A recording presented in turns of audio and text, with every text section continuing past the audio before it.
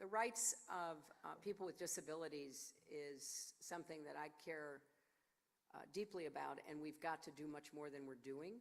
I tried really hard to get the UN negotiated Convention on the Rights of People with Disabilities to pass our Senate, because it's a treaty, and we couldn't get it through the Republicans, and it was such a disappointment. Their attitude was, we're not signing on to anything that the UN does, which is kind of strange since air traffic control and postal systems and a lot of other stuff actually have some UN connection. But that's the level of, Tea Party mentality that unfortunately we are living with. And so I want us to do much more here at home. I still want to get the convention agreed to. So I think there are a number of things.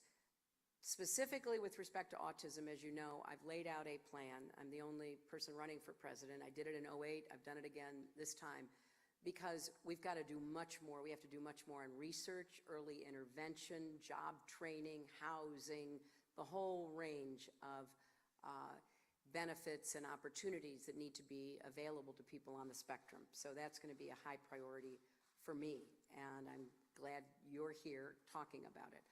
When it comes to jobs, we've got to figure out how we get the minimum wage up and include people with disabilities in the minimum wage. There should not be a tiered wage, and right now there is a tiered wage when it comes to facilities that do provide opportunities, but not at a self-sufficient wage that enable people to gain a degree of independence as far as they can go.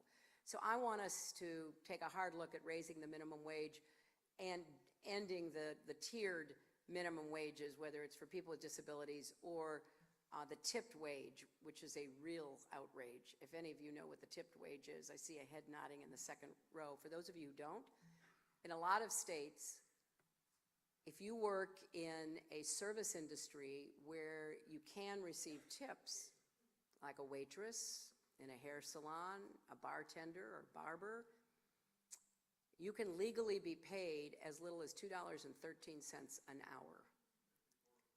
What is it here? What? $2.35. $2.35. It's a big improvement from $2.13. We're really on the upward trajectory here. And so you've got millions of people who are totally dependent on tips that may or may not make up even a minimum wage, let alone beyond. So we've got these differentials in the minimum wage that I would like to see us do away with. When people talk about raising the minimum wage, they don't always talk about the legal loopholes that we have in it, and I want to get rid of those, and I want to get rid of that for people with disabilities too.